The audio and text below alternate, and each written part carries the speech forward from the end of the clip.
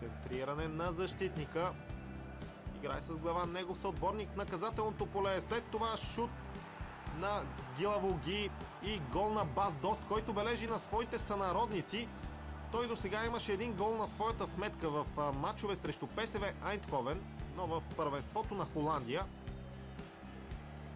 никога до сега той не е побеждавал в 9-те си срещи срещу ПСВ Айндховен. Сега обаче бележи и с негов гол може да се стигне и до първа негова победа, или по-скоро до първа победа на отбора, за който той играе срещу ПСВ. Добре се намеси в първия момент Зут. Това бе негово пето спасяване, но нямаше какво да направи от близко разстояние. Топката бе на крака на Бас Дост, който от подобна позиция няма как да не успее да се разпише.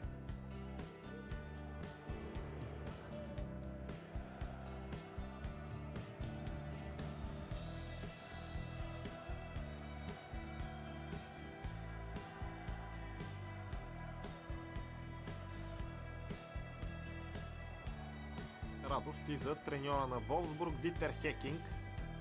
Бас Дост се намира в доста добра контузия. Втори гол за Волфсбург. Вълците правят крачка към трите точки срещу ПСВ Айндховен. Дракслер. Добър пробив на Дракслер и изстрел отразен от Зут. Продължава нападението. Това е Калиджури. Той центрира. Удар с глава и ето го и гола. Втори гол във вратата на Зут. Този път голмайстора е Крузе. Минутата е 57 и така за по-малко от четвърт час след началото на второто полувреме отборът на Волфсбург се доближава до победата срещу ПСВ Айндховен.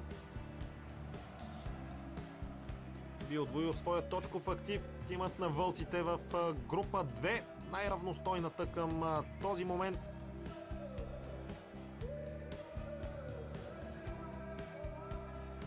Немалко положения създадоха футболистите на Дитер Хекинг до този момент. Ето, че при поредното такова те успяват да преодолеят Зут за втори път в срещата. Великолепно движение в тази ситуация и на голмайстора Крузе. Видяхте как той изпревари няколко защитници, които стояха пасивно. Откубна се от персоналния си пазач в тази ситуация Джефри Брума. Крузе и бележи за 2-0. Това е първи негов гол в Шампионска лига през настоящия Айндховен в последните минути на матча срещу Волфсбург. Центриране в наказателното поле на домакините. Това тук е Диего Беналио, който не разчете своя шпагат. Направи нарушение. Няма две мнения по въпроса. Тук трябва да има дуспа. Жълт картон за националния вратар на Швейцария.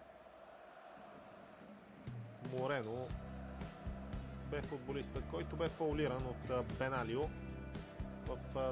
Не всъщност, не Морено. Морено пострада малко по-рано.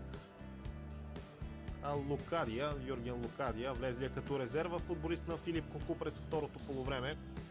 Изработи 11-метровия наказателен удар. Точно той застава и за топката. Срещу него е Беналио, който може да се реваншира за това, че направи дуспата и го прави по най-добрия начин. Реваншира се за това, че фаулира противника в собственото си наказателно поле и получи жълт картон. Волфсбург ще спечели този матч 2-0 малко преди края и ще оглави класирането в втора група, в която са още ЦСКА Москва и Манчестър Юнайтед. Те вече завършиха наравно, имат по 4 точки. Волфсбург ще има